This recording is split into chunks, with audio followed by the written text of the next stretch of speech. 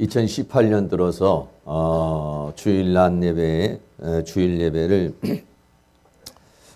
어떤 성경을 가지고 말씀을 함께 나눌까 하는 것 때문에 고민을 많이 하고 기도를 계속해서 이렇게 해왔습니다. 그러다가 이번 금년에는 이 요한계시록을 좀 강의를 해야겠다. 그래 그동안에 감동이 제대로 안 와서 무엇을 할까 이렇게 망설이다가 계시록의 말씀을 함께 나누는 그런 회를 이렇게 가지려고 합니다. 그래서 요한계시록은 어떻게 보면 매우 좀 어렵고 또 어떻게 보면 또 매우 쉽고 그렇습니다. 그리고 또 보통 교회에서 잘 다루지 않아요. 근데 이 계시록을 아주 애용하는 그런 데가 있어요. 그게 어디냐면 이단들입니다. 이단들은 이 계시록에 대해서 굉장히 아주 정통하다고 그러면 좀 그렇지만은 아주 많은 것들을 이렇게 인용을 하죠. 그리고 일반 교회에 있는 성도님들은 계시록 그러면 좀 무섭게 생각하기도 하고 좀 생소하게도 생각이 들어서 그들이 이렇게 해석하거나 제시하는 말에 대해서 답변을 하지 못한다거나 아니면 거기에 미혹되는 그런 경우가 많이 있어서 이 계시록을 함께 나누면 좋겠다 이런 생각을 좀 갖게 됐습니다. 여러분들이 금년에는 요한계시록을 한번 쭉 계속해서 이렇게 좀 읽어보시고 1장에서부터 22장까지 있습니다. 그래서 성경을 좀 같이 이렇게 좀 보시면서 함께 이 계시록에 대한 말씀을 나누는 그런 시간들을 가졌으면 좋겠습니다. 오늘은 그 서론적인 부분에 있어서 요한계시록을 기록한 사람이 누구냐면 사도 요한이라는 그런 사람입니다. 그래서 이 사도 요한에 대해서 오늘은 말씀을 드리는데 이 사도 요한이라는 사람은 보통은 사랑의 사도 요한 이런 말을 써요.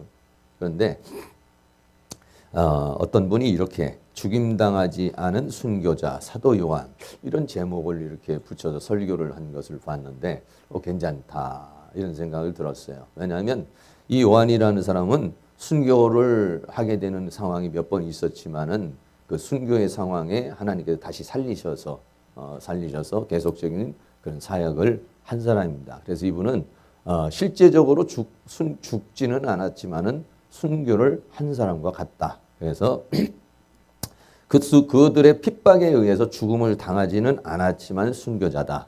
해서 죽임당하지 않은 순교자 사도 요한 이렇게 제목이 이렇게 주어지게 됐습니다. 그래서 오늘은 이 요한계시록의 배경과 같은 그런 의미에서 사도 요한에 대하여서 또 사도 요한이 이 계시록을 받은 곳이 반모섬이라고 하는 곳입니다. 그 반모섬에 대해서 그리고 그 사도 요한이 핍박을 받던 때가 어떤 때면 로마의 11대 황제인 도미시안이라고 하는 황제에 의해서 핍박을 받았습니다. 그래서 도미티안이라고 하는 그런 황제에 대해서 반모섬에 대해서 또 요한에 대해서 이렇게 함께 나누는 그런 시간을 가져보려고 해요. 첫째로 이 요한이라는 사람이 그 박해를 받던 때는 로마의 황제 도미티안이라고 하는 도미티아누스라고도 하고 도미시안이라고도 하고 도미티안이라고도 이렇게 하는 그런 황제로부터의 박해가 있었어요. 우리 그리스도인들은 이 세상에서 살아가려면요 한 세 가지 정도는 크게 말하면 두 가지입니다. 하나는 세상의 권력, 세상과 세상의 권력으로 인한 박해. 그것을 요한계시록에서는 적그리스도라고 그렇게 말합니다. 또 하나는 어떤 거냐면 교회 안에서 또는 이단이나 또는 비진리에 의한 공격. 이것을 거짓 선지자 또는 적그리스도의 공격 이렇게 말해요.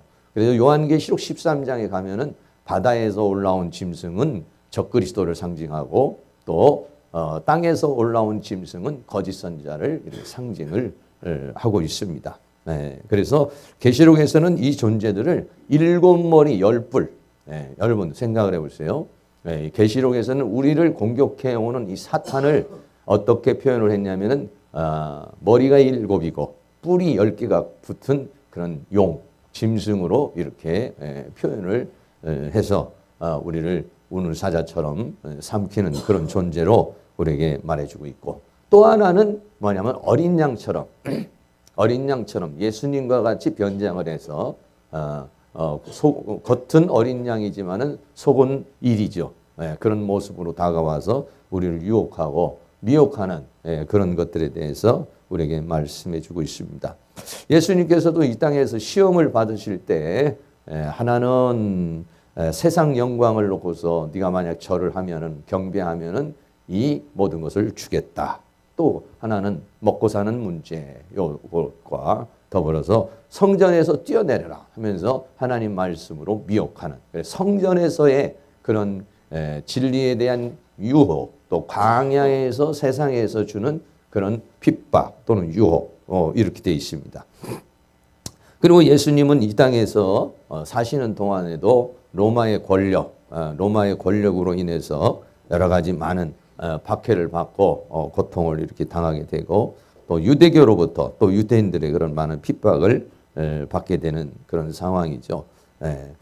특별히 이제 그 로마라고 하는 나라가 이제 많은 황제들이 그 세계를 제패하면서 다스려 오는데, 기독교를 박해한 제1대 황제로 누구를 얘기를 하냐면은 네로 황제를 얘기를 합니다. 이 네로 황제는 로마의 5대 황제입니다. 5대째 되는 그런 황제인데 54년에서 68년이니까 약 14년 정도 황제를 한 사람입니다. 얼굴이 이렇게 생겼습니다. 여기를 보통은 네로는 사이코패스라고 그렇게 말을 하죠. 좀 여러 가지 정신적인 문제가 있는 그런 사람이 이 황제가 됐죠.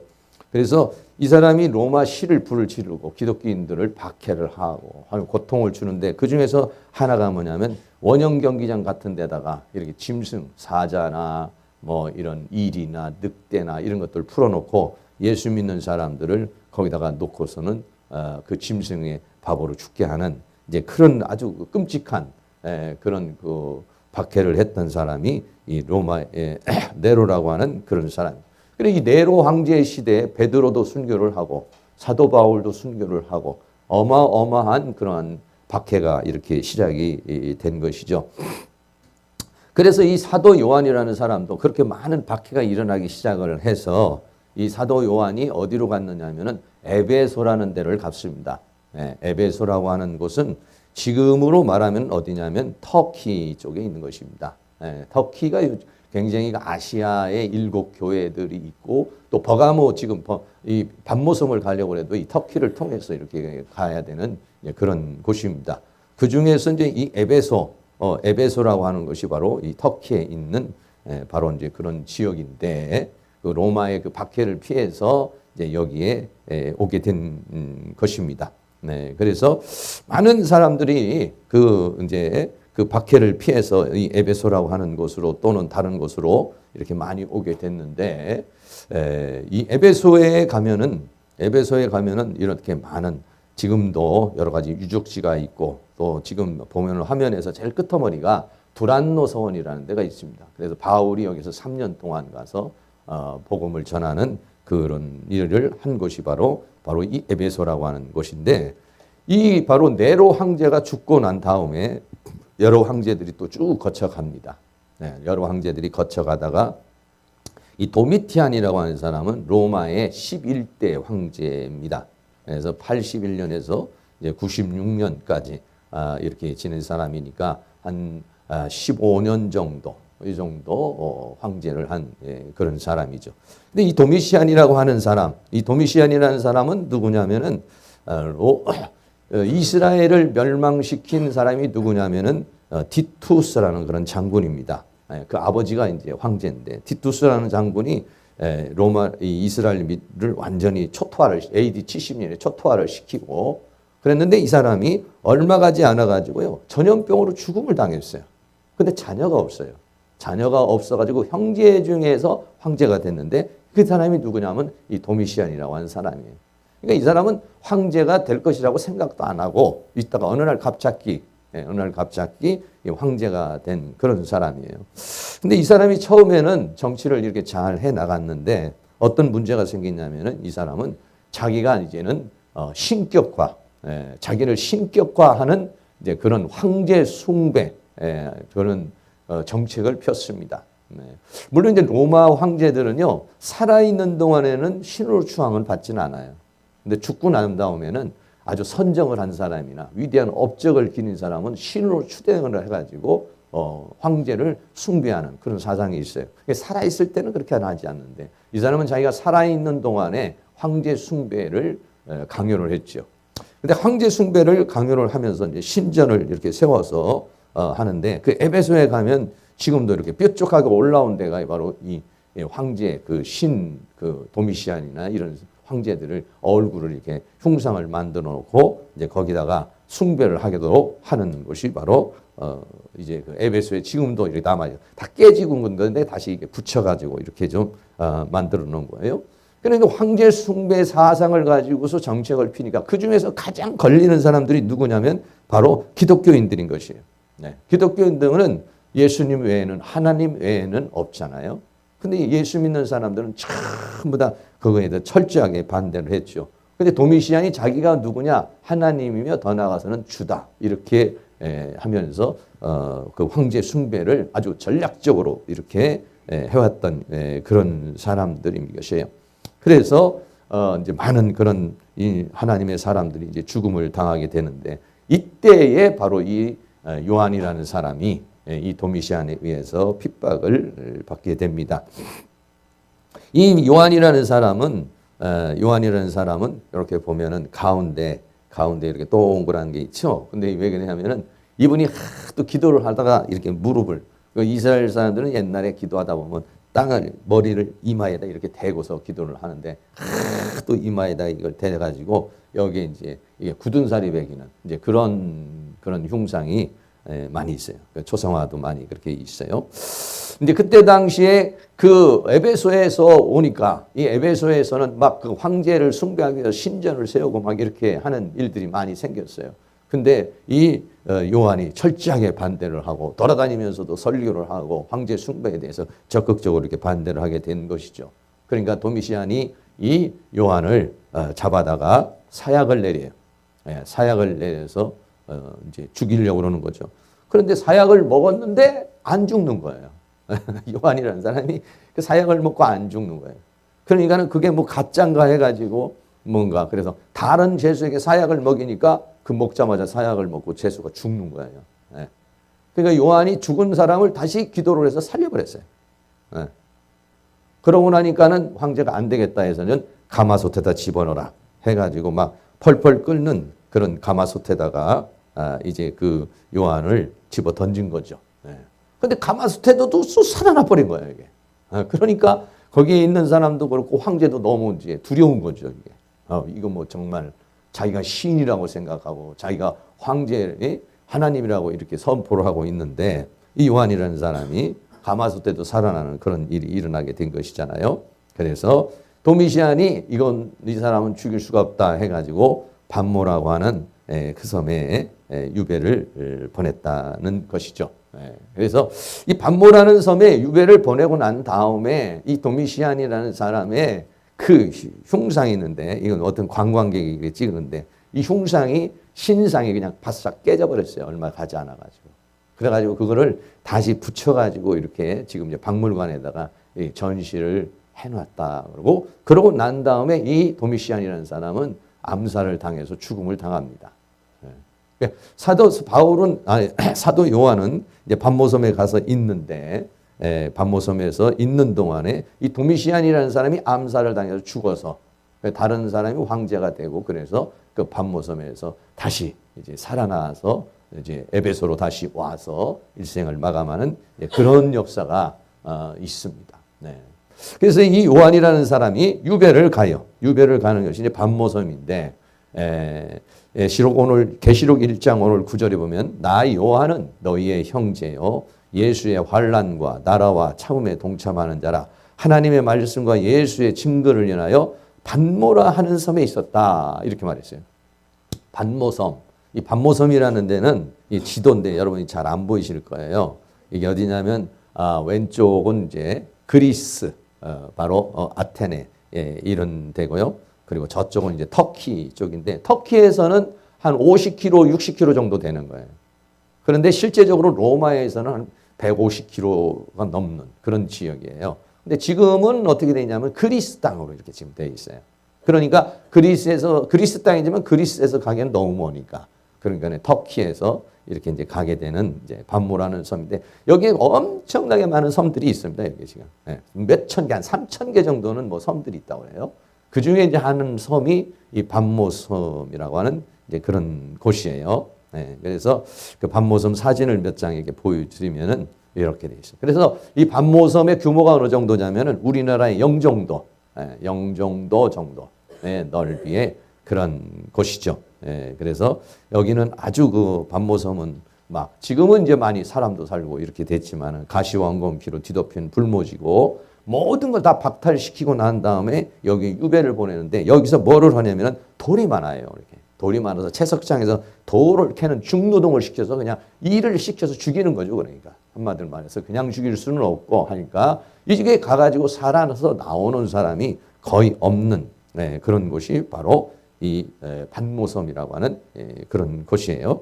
근데 지금은 이렇게 아주 아름답게 돼 있고 제일 끝터머리 위에다가 이제 요한이 동굴에서 계시록을 받은 그 부분에 거기에다가 이렇게 수도원을 하나 이렇게 지었어요. 사도 요한 수도원이라는 곳을 지어놓고 거기에서 이제 신학교를 만들어서 많은 수도사들을 배출하는 이제 그런 곳으로 지금 이렇게 되어져 있습니다. 그래서 그 그림에 보면 이렇게 돌을 요한이 기도했던 동굴, 그러니까 막 바위를 깨서 채석장을 하고 막 이러는 데이기 때문에 여기가 돌입니다, 다. 그래서 이런 동굴 입구고 동굴 안 여기에서 그 계시를 받은 곳이 바로 이 반모섬이라고 하는 그런 곳이죠. 그런데 반모섬은 지금도 가려면 굉장히 어렵다고 그래요. 그러니까 반모섬을 갔다 오지 않고서는 성지순례를 했다고 말하지 말라. 뭐 이런 말이 나올 정도로 이 반모섬이라는 데는 아주 유명한 그런 데인데 왜냐하면 가는 길이 굉장히 백길이 험하기 때문에 좀 잘 안 가려고 그러고 아주 또 그 날짜를 잘 맞춰야만이 갈 수 있는 그런 곳이라고 그러는데 사도 요한이 여기에서 그런 고통을 당하고 괴로움을 당했죠. 근데 엄청난 그런 고통을 당했고 고난을 당했지만은 결국은 하나님께서는 그런 고통과 고난을 이길 수 있도록 하나님께서 말씀을 주시고 위로를 주시고 은혜를 베풀어 주시는 그런 계시의 장소, 모든 사람이 가서 죽음을 당하고 모든 사람이 가서 공포로 있는 그런 반모섬이 오히려 지금은 뭐가 되냐면 성지가 됐습니다.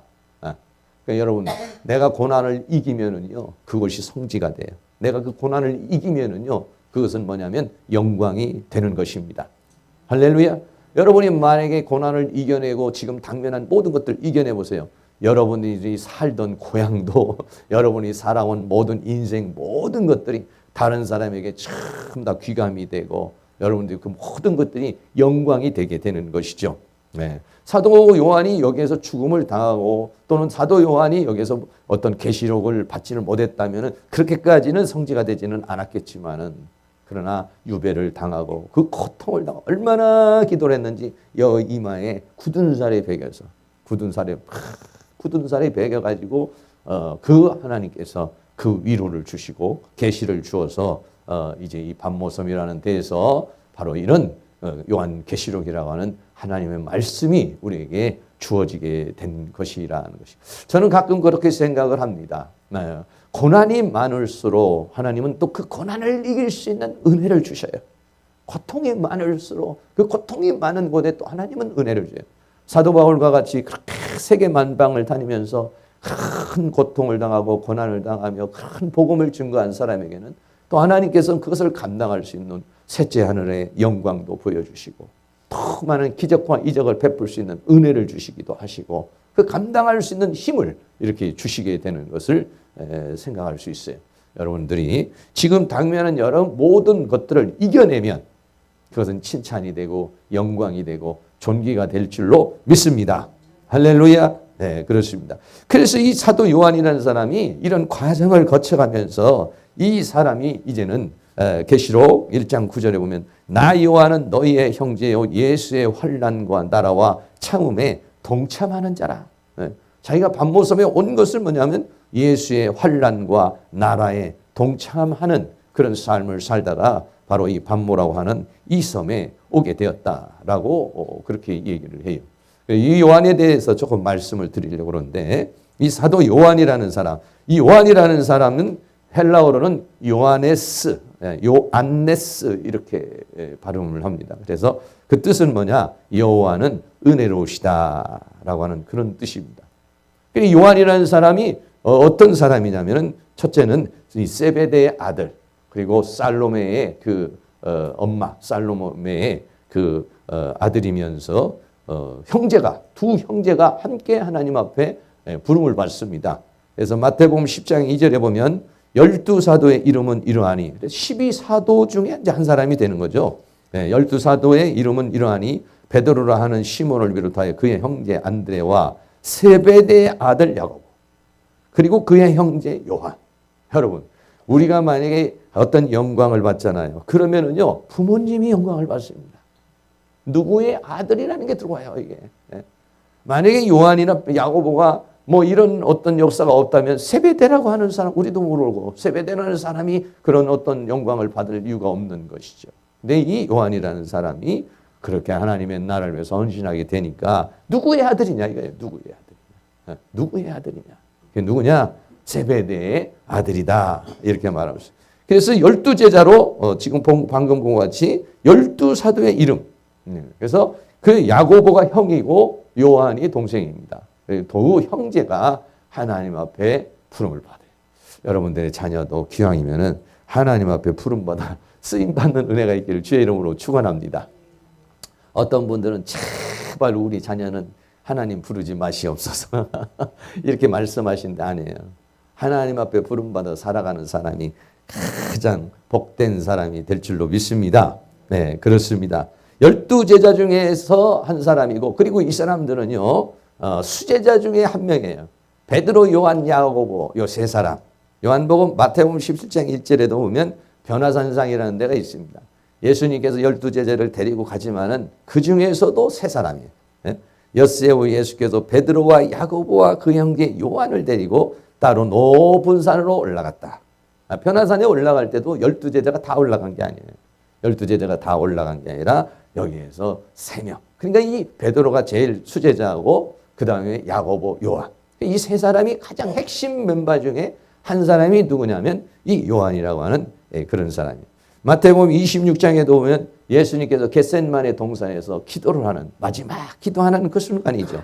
12제자를 데리고 올라갔습니다. 제자들을 올라가서 제자들에게 여기서 내가 기도할 땅은 앉아있으라 라고 그렇게 마태복음 26장 36절에 그렇게 말씀합니다. 근데 37절에 보면은요, 베드로와 세베대의 두 아들을 데리고 가셔요. 12제자가 있고 12제자 중에 3사람은 또 데리고 또 가는 거예요. 네. 그러니까 그중 사람들은 또 믿음이 더 강하거나 영이 또 영적인 파워가 좀 있거나 그래서 예수님과 함께 기도할 수 있는 그런 사람으로 데리고 가죠. 그런데 이 베드로나 요한도 야고보도 다 쓰러지죠. 쓰러지고 기도를 하지 못하는 그런 부분들이 보는데 이렇게 그 수제자 중에 한 사람이 바로 요한이라는 사람이에요. 그런데 이 사람이 여러분 우리가 지금 생각할 때 사도 요한 그러면은 굉장히 그 사랑의 사도라고 이렇게 우리가 듣지만 원래 이 사람은요 굉장히 급하고 분노가 아주 강력한 그러한 사람입니다. 마가복음 3장 17절에 보면은요 세베대의 아들과 야고보를 예수님께서 이름을 지어주는데 뭐라고 말했느냐면은 보아너게라고 하는 그런 이름을 주었어요. 이 보아너게라는 이름은 뭐냐면 우레의 아들이라는 그런 말입니다. 그러니까 우레가 치면 어떻습니까? 우레가 우라 치면 막 아주 공포스러운 그런 것이죠. 그런 거와 마찬가지로 왜 이런 별명이 이렇게 붙게 되느냐면요. 누가복음 9장에 보면은 예수님께서 이제 예루살렘을 통해서 이제는 사마리아의 한촌을 이제 지나가려고 그러는 거예요. 근데 예루살렘으로 가서 사마리아로 가려고 가는데 지금 누가복음 9장 53절에 예수께서 예루살렘을 향하여서 가시는 거로 저희가 받아들이지를 아니하요. 그리로 지나가려고 그러는데 지나가지를 못하게 만드는 거예요. 예수님은. 예. 지나가지를 못하게 만드니까 뭐라고 말하느냐. 제자 야고보와 요한이 이를 보고 가로되 주여 우리가 불을 명해서 하늘로 쫓아서 저희를 멸하라 하기를 원하시나이까? 이렇게 말해요. 그러니까는 예수님을 거부하고 자신들을 거부하고 방해하니까 어떻게 저들을 하늘에서 불이 내려와가지고 다 죽였으면 좋겠다. 뭐 이런 얘기죠.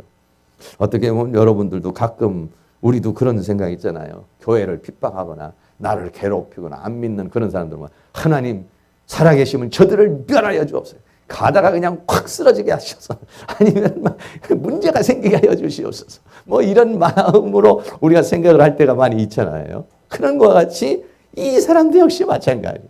예, 예. 불을 명해서 그다 진멸을 시켜버렸다는. 그래서 우레의 아들이라는 그런 별명을 받게 된 것입니다. 그러니까 굉장히 제가 보았을 때는 이분은 굉장히 다혈질적이나 담즙질적인 아주 강력한 그러나 또 분노가 아주 그냥 강한 그런 사람으로 이제 보여지게 되죠.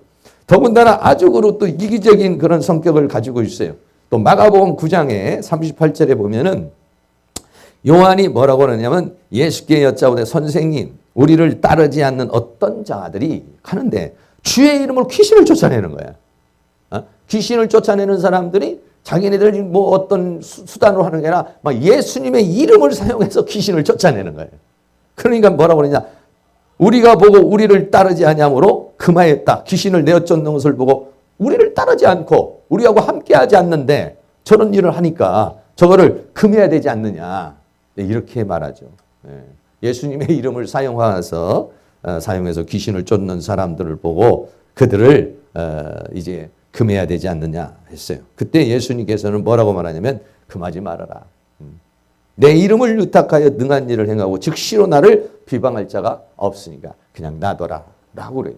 그러니까 이 요한이라고 하는 사람이 굉장히 그런 열정적인 사람이면서도 아주 급하고 강력한 그런 성격을 가지고 편협한 성격과 이기주의적인 그런 성격을 가진 사람 중에 한 사람입니다. 더 나아가서는 아주 욕망적인 사람입니다. 우리가 잘 아는 대로 마태복음 20장 21절에 보면은 그 베드로 요한과 이 야고보의 어머니가 와가지고 뭐라면 예수께 말을 하죠. 이 두 아들을 주의 나라에서 하나는 주의 우편에 하나는 주의 좌편에 앉게 해달라라고 그렇게 말해요. 그러면 두 사람은 가만히 있어서 그런 것이냐? 아니요. 이 두 사람도 역시 그러기를 원했던 것이죠. 어떻게 보면 두 사람이 가서 엄마한테 엄마가 좀 가서 얘기 좀 해달라고 이렇게 말할 수도 있는 그런 사람들. 이걸로 인해 가지고 제자들이 막 싸움이 벌어졌죠.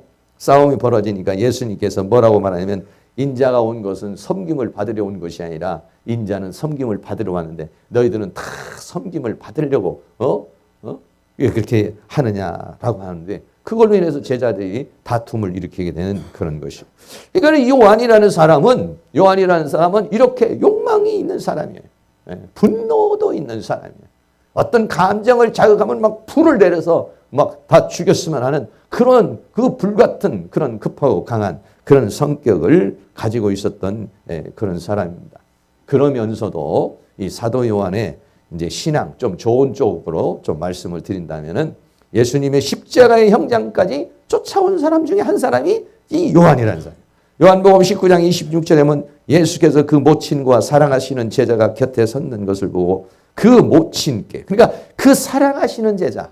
이게 왜 그러냐면 지금 이 요한복음을 기록한 것은요. 이미 요한이라는 사람 예수님이 죽으시고 난 다음에 아주 오랜 뒤에 한 90년 AD 한 90년경에 요한복음을 쓴 거예요. 그러니까는 사실은 자기인데 뭐라고 하냐면은 자신의 이름 요한이라고 쓰지를 않고 그 모친과 사랑하는 제자가 곁에 섰는 것을 보고 자기를 가리켜서 뭐라고 그랬냐? 사랑하는 제자라. 이렇게 했어요. 사랑하는 제자가 그 모친께 말씀하시 여자여 보소서 아들이다. 이렇게. 그러니까 십자가의 그 형장까지 다 도망갔는데 아마 도망가다가 다시 온 건지 하여간 그 요한이라는 사람이 십자가 밑에 있었던 거예요. 그래서 뭐라고 그러냐? 예수님의 모친 마리아를 부탁을 하죠. 그래서 이 요한이라는 사람이 그 예수님의 모친을 모시고 자기 어머니처럼 일평생을 봉양하면서 살아가게 됩니다. 요한복음 19장 26절에 예수께서 그 모친과 사랑하시는 제자가 곁에 섰는 것을 보시고 그 모친에게 말씀하시되 여자여 보소서 아들입니다. 이제는 나는 죽지만은 이 요한이 이제 아들이 될 것입니다. 그래서 요한복음 19장 27절에는 또 그 제자에게 이르시되 보라 내 어머니라 하신대 그때로부터 제자가 자기 집에 모시니라 이렇게 말씀하고 있어요.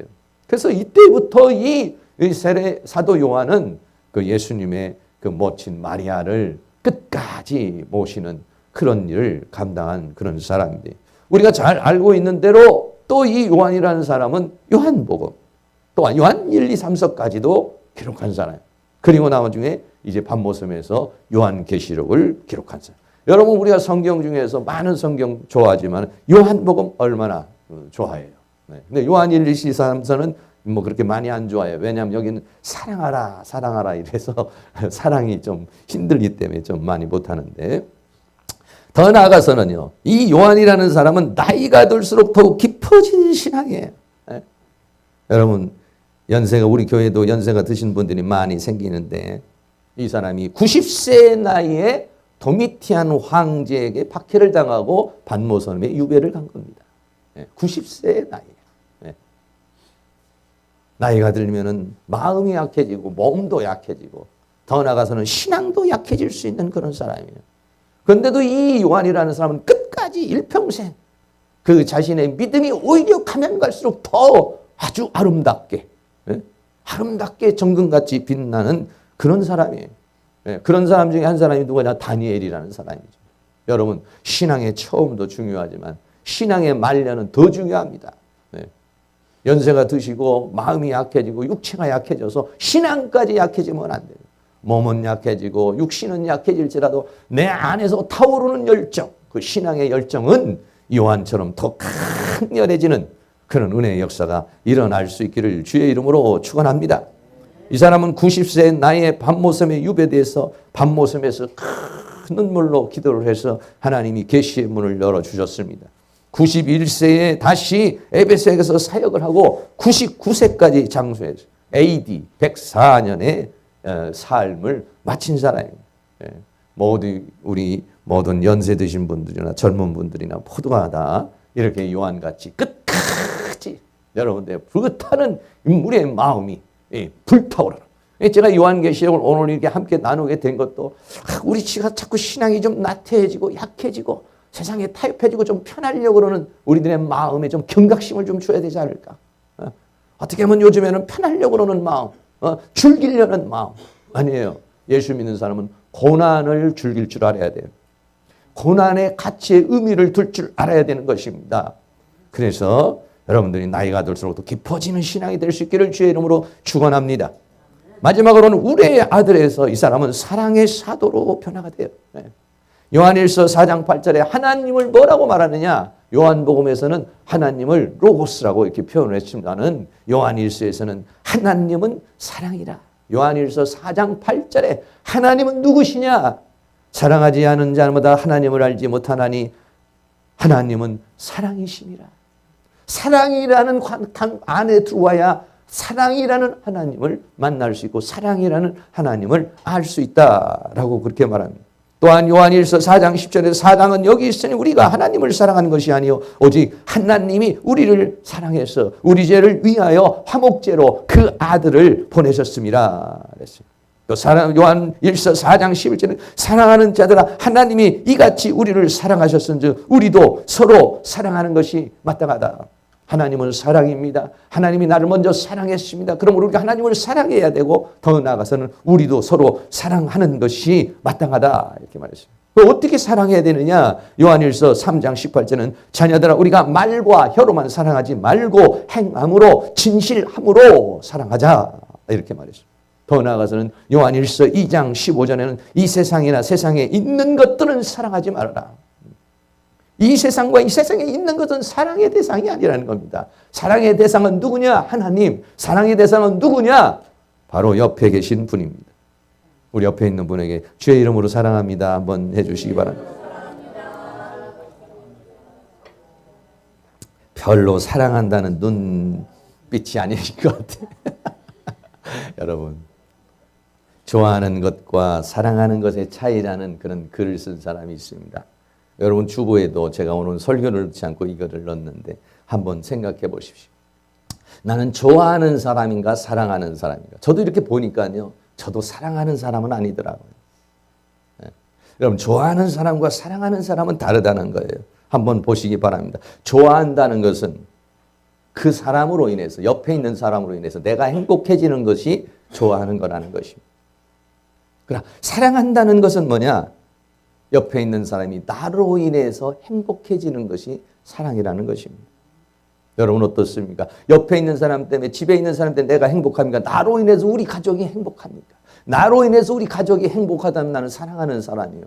아니면 누구 때문에 내가 행복하다면 나는 사랑을 받고 있는 그냥 좋아하는 사람이라는 것입니다.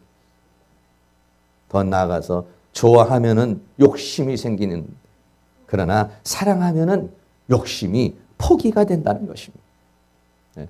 좋아하는 사람은 뭘 가지려고 욕심이 생기지만은 사랑하는 사람은 그 욕심을 포기하게 된다는 것이에요. 여러분은 사랑하는 사람입니까? 좋아하는 사람입니까? 만약에 우주를 탈출해야 되는 만약에 그런 상황이 온다면 좋아한다는 것은 그 사람을 내 옆에 태우고 싶은 것이라는 겁니다.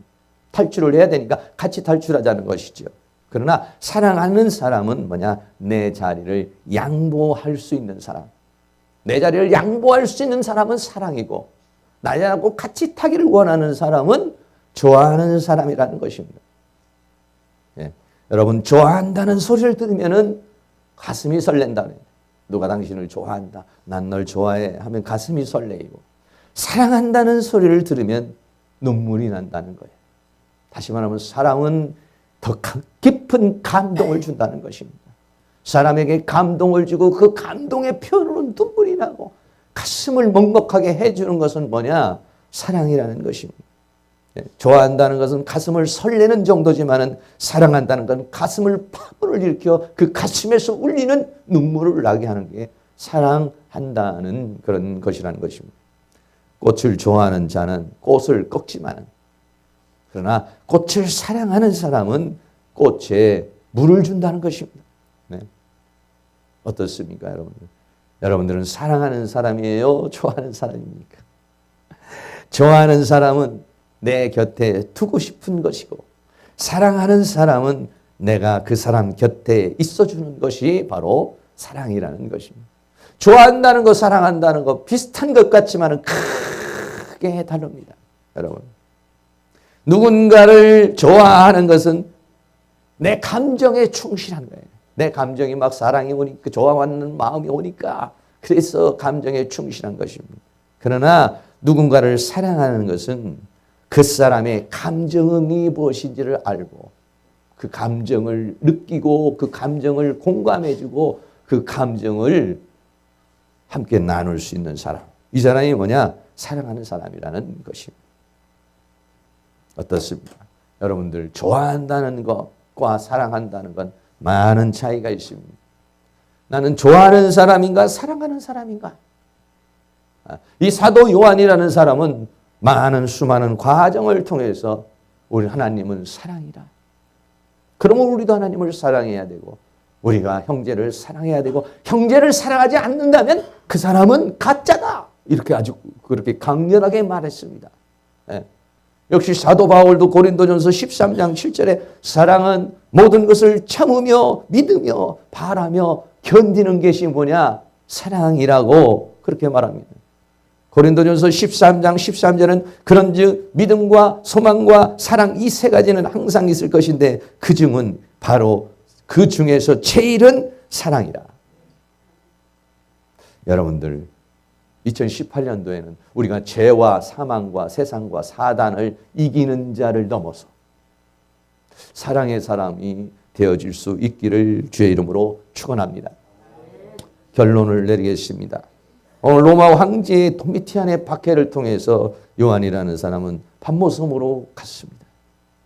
정말 무시무시한 곳이었고 희망이 없는 절망적인 곳이었지만 오히려 거기에서 하늘의 계시의 문이 열리고 하나님의 은총의 문이 열려서 하나님의 말씀을 받게 된 것입니다. 그 patmos섬에는요 마가복음 책이 하나가 있는데 그 마가복음 책에는요. 그 마가복음 책은 황금으로 되어 있답니다. 첫째 글자를 황금으로 쓰고 나머지 글자는 은으로 쓴 그런 마가복음이 책이 거기에 있다고 그렇게 말합니다. 왜냐하면 거기는 해적들도 많이 다니고 많은 금은 보화가 수없이 있는 데가 그 반모섬이라고 하는 그런 곳인데 그 금을 녹여서 하나님의 말씀 첫 글자는 바로 이 금으로 쓰고 나머지를 은으로 쓴 그런 마가복음이 있다고 그렇게 얘기를 하고 있어요. 이 사람은 이런 과정을 통해서 사도 요한이 됐어요. 이 세상에서 있는 이름들 중에서 가장 많은 이름이 뭐냐면 요한이라는 이름이랍니다. 영어로 이 요한이라는 말은 뭐냐면 존이라는 말이에요. 존. 독일어로는요 요한네스라고 이렇게 말해요. 요한네스. 그러는 바하라든지 괴테라든지 이런 사람들이 다 요한네스 바, 요한네스 괴테라고 그렇게 말하고 있어요. 프랑스어로는요 잔이라고 그래요. 잔. 우리 이 장로교의 창시자인 칼뱅이라죠. 칼뱅이 뭐냐면 잔 칼뱅인 거죠. 그 요한이라는 이름을 그렇게 사모하고 쓰기를 원했어요. 스페인어로는요 후안이라고 그렇게 말하고 러시아어로는 이반이라고 그렇게 말합니다. 교황도 그 전에 보면 교황 요한 바오로 2세 이런 사람이 있었죠. 2005년까지 교황한 사람.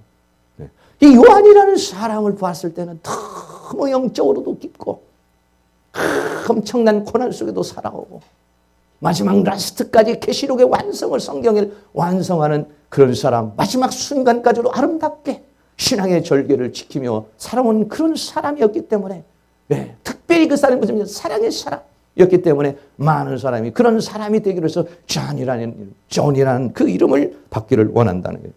그리고 미국 사람들의 이름을 전부 살펴보니까 피터라고 하는 베드로의 이름은 30만 명이고 요한이라는 이 존이라는 말은 600만 명이라는 거죠. 얼마나 많은 사람. 지금도 이제 그 에베소에도 요한교회가 남아있고 또 요한이라는 사람을 기리기 위한 날짜도 있습니다. 또 반모섬에 가면은 그 요한이라는 사람이 거기에 이렇게 다 기도하는 모습과 모든 것들이 거기에서 남아져 있습니다. 그리고 거기는 아주 아름다운 그런 성지가 되어 있어요.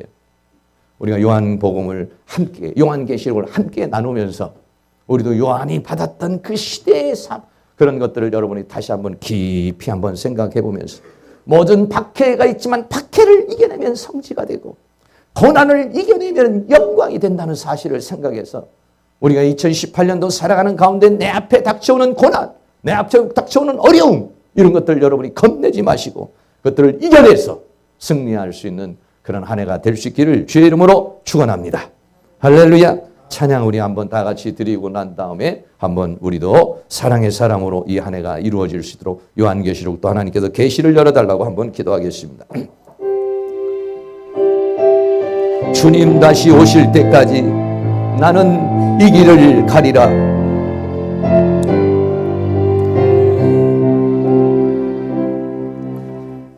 주님 다시 오실 때까지 나는 이 길을 가리라.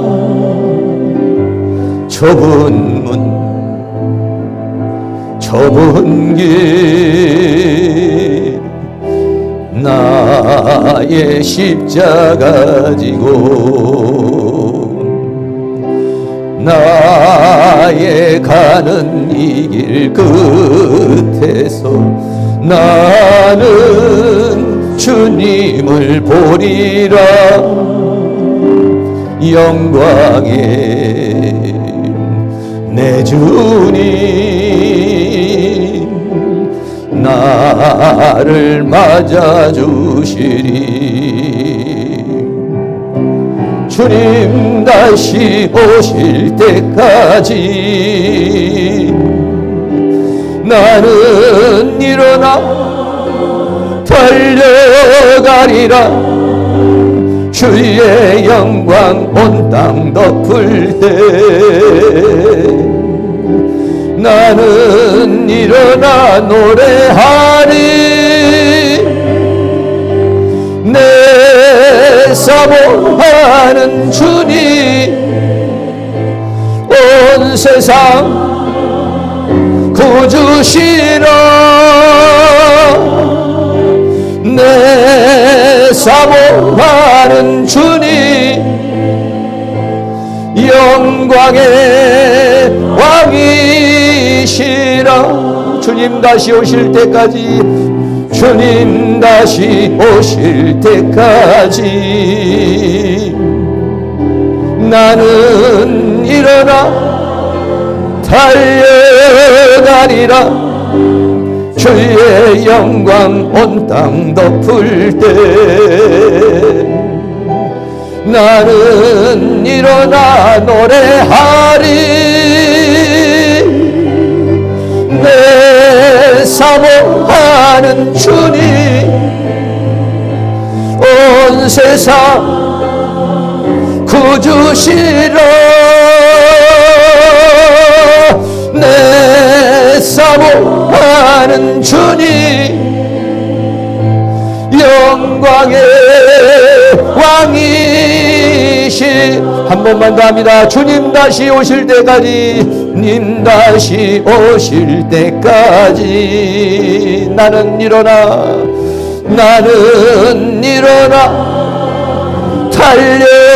달려가리라. 주의 영광 온 땅 덮을 때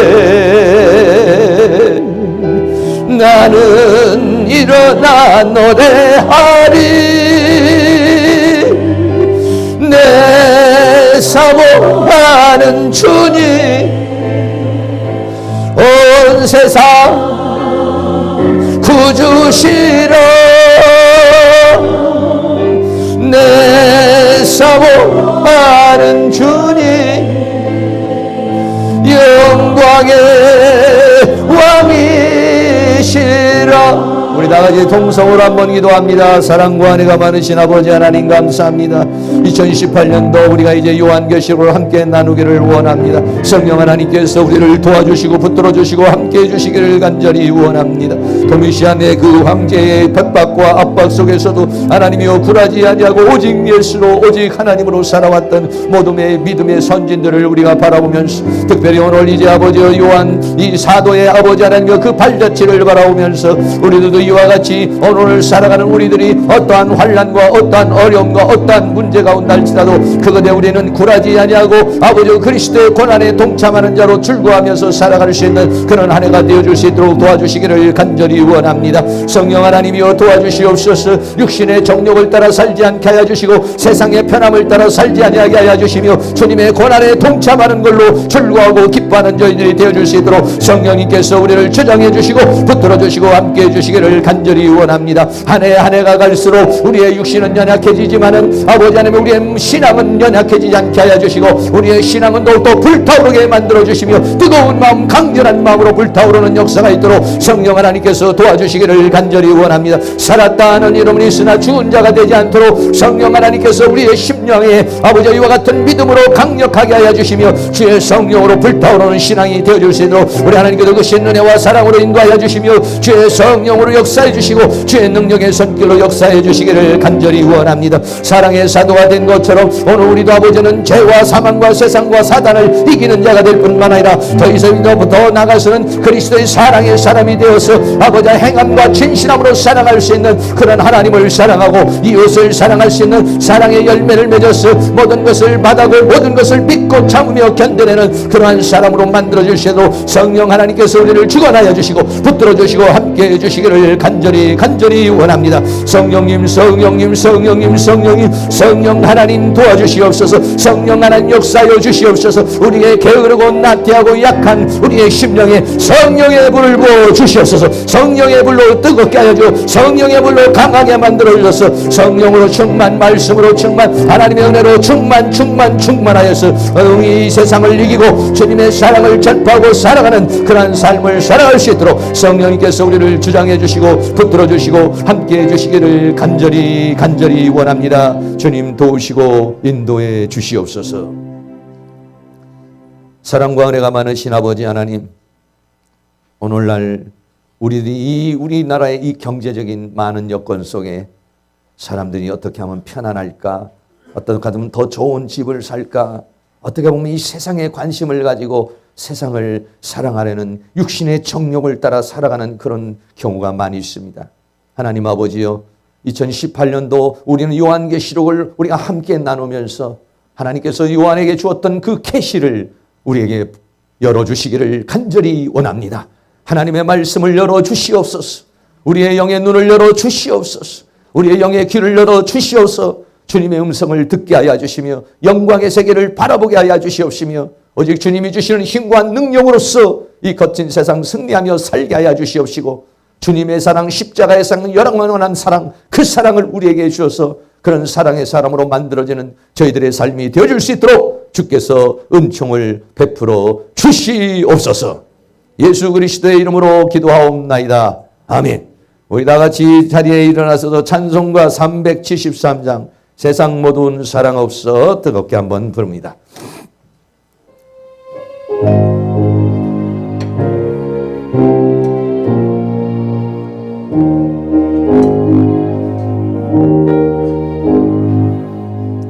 세상 모두 사랑 없어 냉랭함을 아느냐 곳곳마다 사랑 없어 단식 소리 뿐일세 악을 손게 만들고 모든 소망 채우는 사랑 얻기 위하여 저들 오래 참았네. 사랑 없는 까닭에 사랑 없는 까닭에 사랑 위에 저희를 오래 참고 있었네.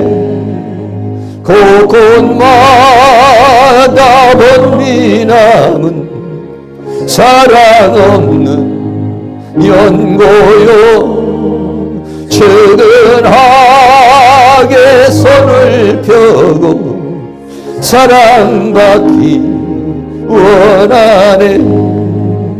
어떤 이는 고통과 근심 걱정 많으니 사랑 없는 까닭에 저들 실망하도다.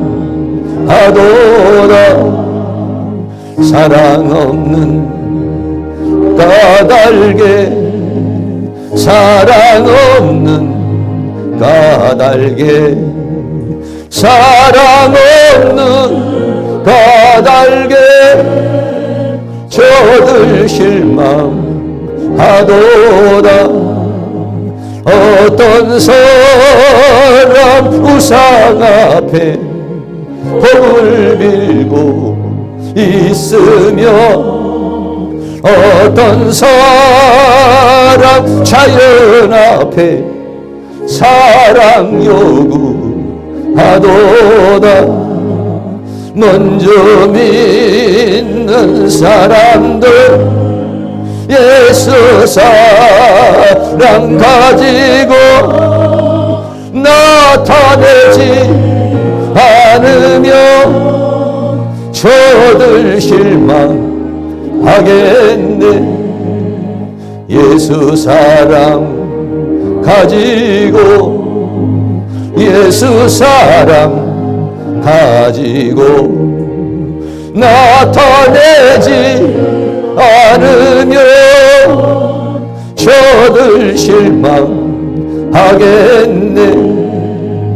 기갈 중에 있는 영혼 사랑받기 원하며 아이들도 소리질러 사랑받기 원하네.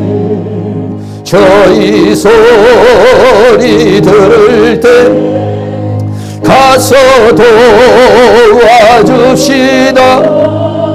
만민 중에 나가서 예수 사랑 전하세 예수 사랑 전하세 예수 사랑 전하세 만민 중에 나가서 예수 사랑 전하세. 지금은 우리 주 예수 그리스도의 은혜와 하나님 아버지의 끝없는 사랑하심과 성령님의 감화감동 교통 충만 인도하시는 은혜의 역사가 예수 사랑 받아 예수 사랑으로 살기를 사모하는 사랑하는 모든 성도님들의 머리 위에 가정 위에 삶 위에 이 교회 위에 학교 위에 민족 위에 세계 위에 지금으로부터 영원토록 함께 있을지어다. 아멘.